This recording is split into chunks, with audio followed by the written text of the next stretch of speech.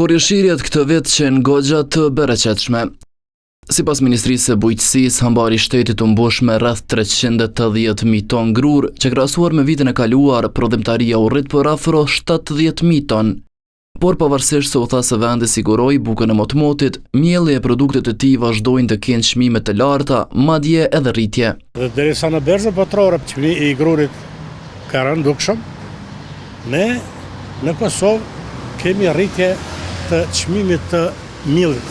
Domethënë është i absurd se ne akoma nuk e kemi konsoliduar tregun, nuk kemi akoma treg që e rregullon vetveten, që e rregullon furnizimin, që i rregullon çmimet.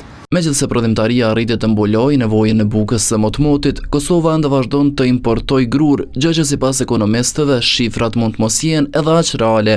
Nuk do të besohet fort analizave dhe parametra ekonomik që vinë nga ona insnale. Dytë, në qoftë se kemi gjithë këtë problem se është e mundur të kemi sasi kaq të madhe të importit nga jashtë që po e demanton me argumente këtë që e thonë institucionet. Në fakt mos përputhje të dhënash në prodhimtarinë e grurit pati edhe më herët nga institucionet shtetërore. Sipas Ministrisë së Bujqësisë, prodhimtaria e grurit në vitin e kaluar ishte afro 310.000 ton, krahasuar me të dhënat e ASK-s që për të njëjtin vit, prodhimtaria e grurit del të jetë afro 345.000 ton, me diferencë prej 34.000 ton.